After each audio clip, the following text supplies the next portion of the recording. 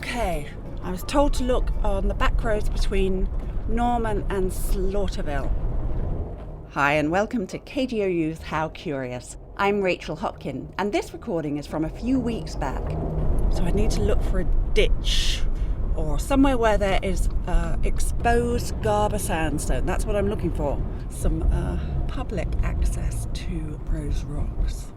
Now, I'd never heard of Oklahoma's barite rose rocks before I moved here. And perhaps this is not surprising given that they're rarer than diamonds and also, bar one or two exceptions, are only found here.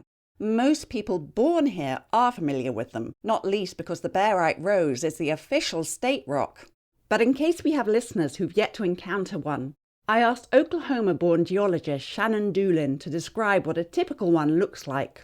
If you imagine taking a rose off of its stem and setting it flat on the ground and letting it sort of open up, that's exactly what it looks like, except for petals, it's made of sand. And it still has like a red-pink color to it as well, because in addition to the barite, there's also hematite, which is an iron oxide. And so that's what gives it the red color. The first time I began to pay real attention to barite roses was when two of my dear neighbours gave me one as a gift. Thank you very much, Terry and Kathy. It came in a box with a short text attached, which said that to hold it was literally like holding 250 million years of history in the palm of your hand. So I asked another Oklahoma-based geologist, Devin Denny, to set the scene for me. You kind of go back in time in your mind and imagine that the western half of Oklahoma was an ocean. And here in Norman, near the area where the rose rocks are found, this was sort of the shoreline. And just like if you go to the ocean today, you find sandy beaches. Well, that's kind of what we had here. Since sand is something that doesn't go away, it just kind of collects and moves around until it gets buried. And so we buried this rock, and now we call this the Garber sandstone. So the barite roses form inside the sandstone. Now, to back up, what is a barite rose? They're rocks, but they're minerals in the sense that the rose itself is a series of crystals of the mineral barite. And the mineral barite is made up of three elements: barium, sulfur, and oxygen.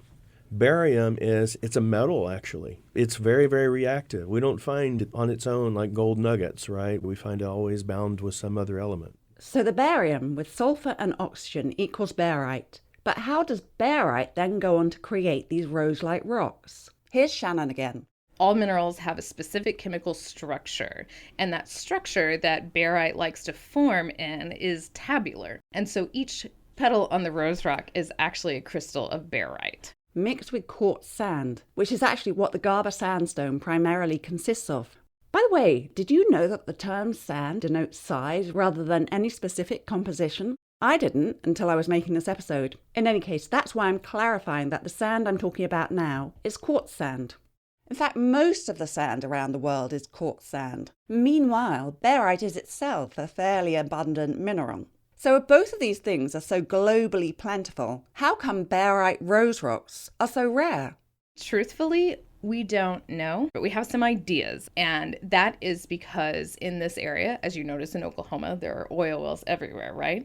So we have a lot of really deep basins in Oklahoma that this oil is being formed in. But not only oil, but water. And maybe it's water with a weird chemistry.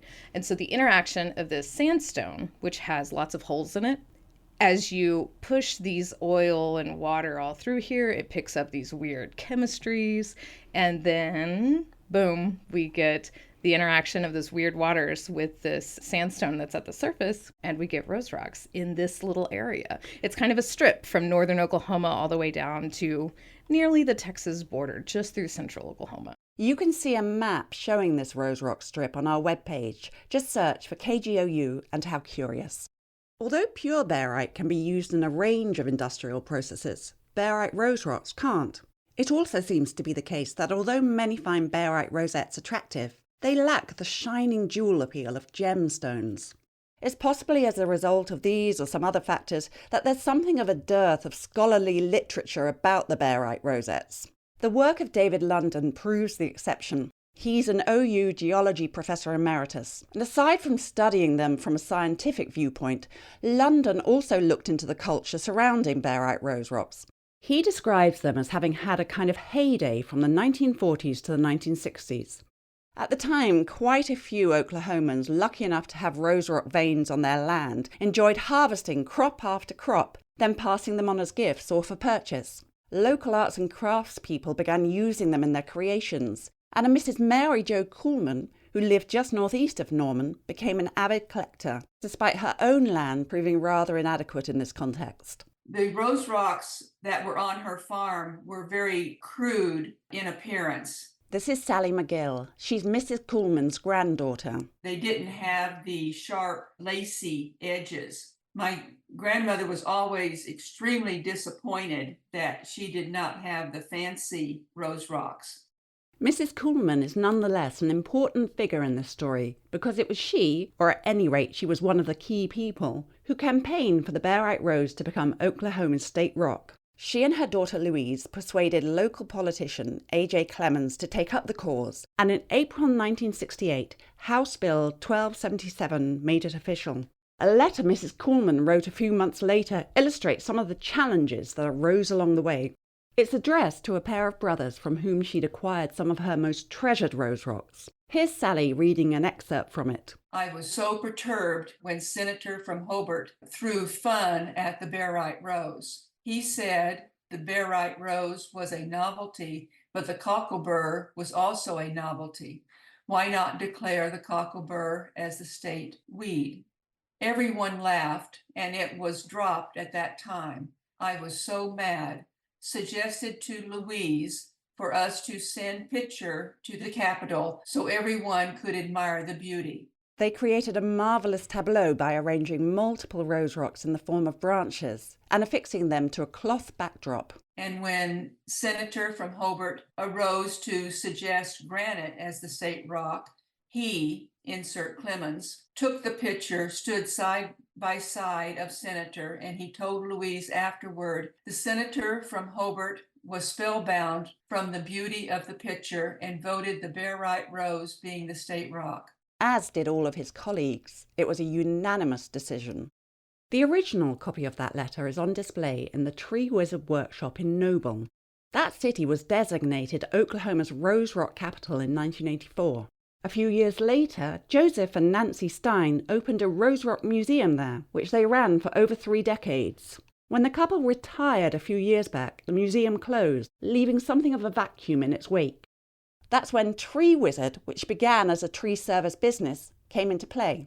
On the day I visited, Brittany Elise Wells told me what happened next. We opened this shop here because Noble really wanted us to kind of create some tax revenue since we purchased the property for the trucks and parking. And there was a lot of talk about how the Rose Rock Museum had closed down, so a few people had came in with rose rocks and we agreed to purchase them and put them on the floor, and here we are.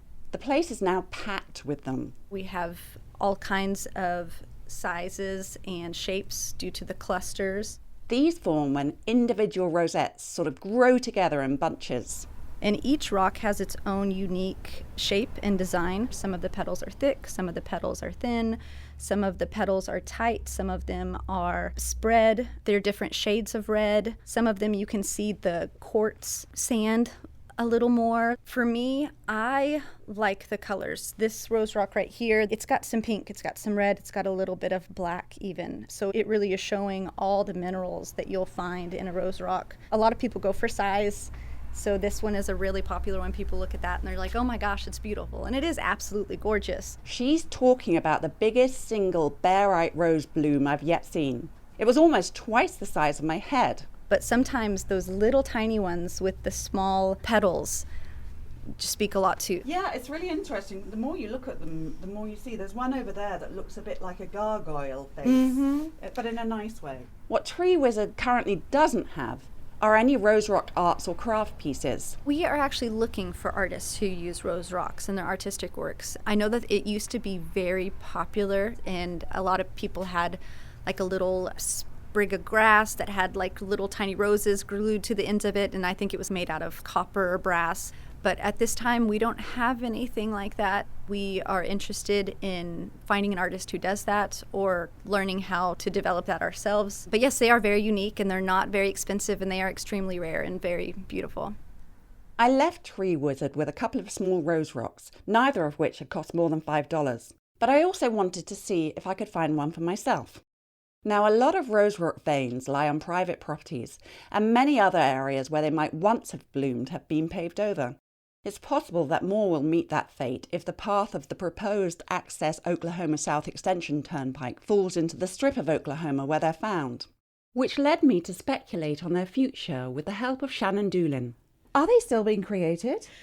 So we think that they could be, because these formed after the Garber turned into a rock. We don't know when exactly that happened, actually. So anytime from right after it became a rock, 250 million years ago, to today. But if they're not still growing, is it possible that Oklahoma State rock could become extinct, so to speak? Probably, but probably not in our lifetimes, I think.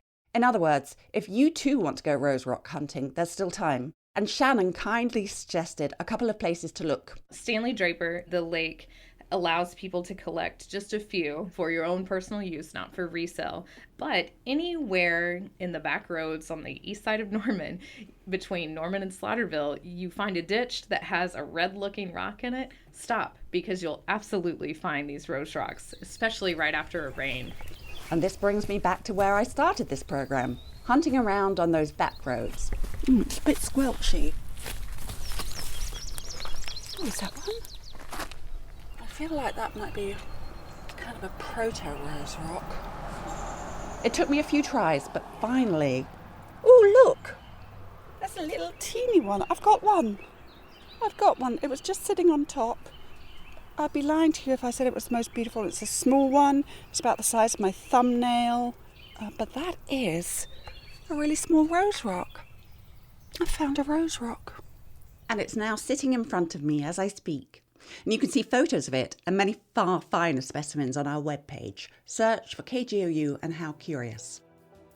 Thanks to all of the contributors to this episode. Thanks also to Becca at Stash in Norman, Amy Serrato, Ashley Mearshart, Stephanie Menzie, Laurie Scrivener, Joseph Stein, and Beth Wallace, as well as my neighbours Terry and Kathy, and OU's Pick and Hammer Club. I'm Rachel Hopkin. How Curious is a KGOU public radio production. The managing editor is Logan Layden, and David Gray composed our theme music. And, dear listener, if you have an Oklahoma-related question or idea for a future episode, please get in touch. You can reach us at curious@kgou.org.